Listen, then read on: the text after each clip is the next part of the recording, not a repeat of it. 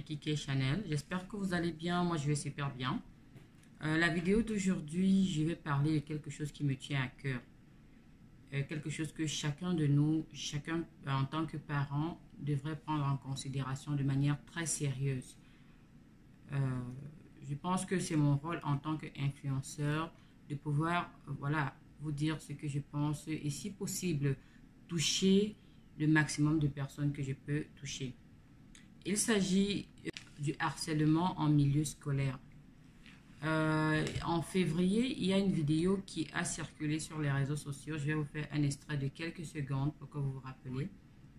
C'était l'histoire de Quaden. A bullying episode rang the principal, and I want people to know, parents, educators, teachers, this is the effect that bullying has.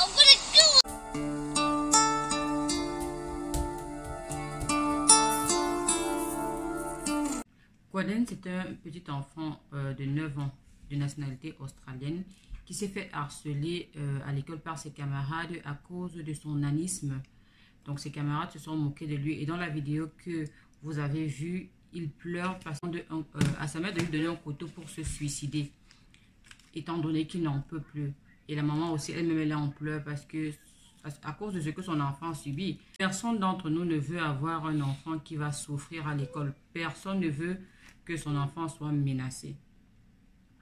Et dans la photo que vous allez voir juste après, c'est un ado de 12 ans aux États-Unis qui s'est suicidé. Si je vais vous mettre des vidéos et des photos, des témoignages, ça ne va pas finir.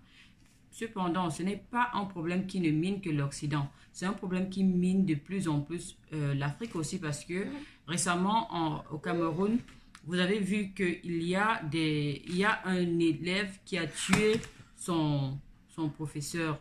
Il y a des élèves qui tuent, il y a des élèves qui menacent les autres. Donc ça va de plus en plus mal et personne, vraiment, on n'en parle pas assez à mon avis. C'est pourquoi j'ai dit je vais prendre quelques minutes aujourd'hui de votre temps pour vous dire, pour vous parler un peu de ce que je pense. Et j'espère que ça va, voilà, trouver en vous l'instrument nécessaire. J'espère que ça va trouver en vous quelque chose de bien afin que vous aussi, vous fassiez le nécessaire pour que ce genre de choses n'arrive plus. Parce que je suis parent. Vous êtes parent pour la plupart. Vous serez parent. Vous ne voulez pas que ça arrive à votre enfant. Donc, dans la vidéo que je vais vous mettre, ça c'est au Cameroun, je crois bien que ça se passe, où vous pouvez voir une jeune fille qui tabasse copieusement sa camarade de classe ou je ne sais pas qui c'est. Tu m'as fait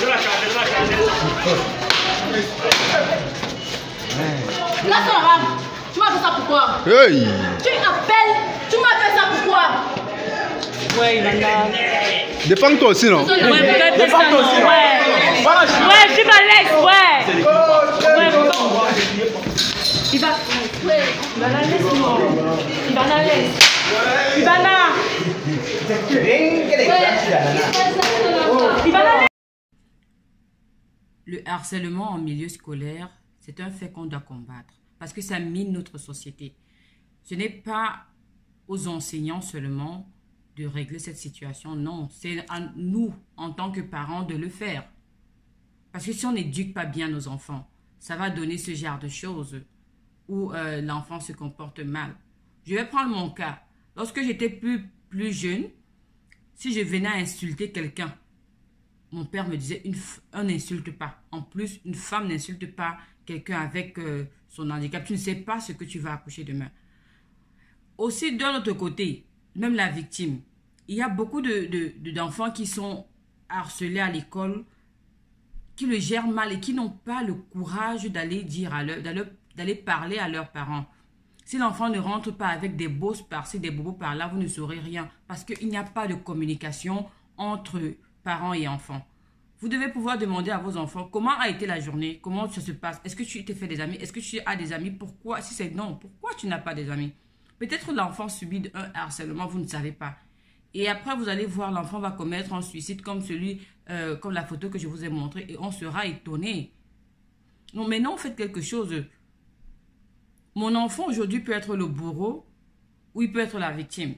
Quel que soit le cas, on doit dire non à cela et éduquer bien nos enfants. Leur apprendre que l'enfant qui est né avec un handicap, il n'a pas choisi de naître avec un handicap. Si c'était le choix, moi, je ne serais peut-être pas né avec mon nez. Donc, on doit pouvoir éduquer nos enfants, leur apporter, leur donner des valeurs, leur apprendre ce que c'est que l'autre, que les autres peuvent être différents, mais ça ne fait pas pour autant de des êtres humains voilà, diminués. Parce que s'ils ont été bénis du ciel et d'avoir tous les deux mains, les deux pieds, c'est leur chance. Il faut leur apprendre cela. Il ne faut pas seulement accoucher et dire on a accouché. Non, il faut leur apprendre la tolérance. Il faut les éduquer. Je suis choquée parce que ce soit au Canada, que ce soit en Afrique, ça arrive.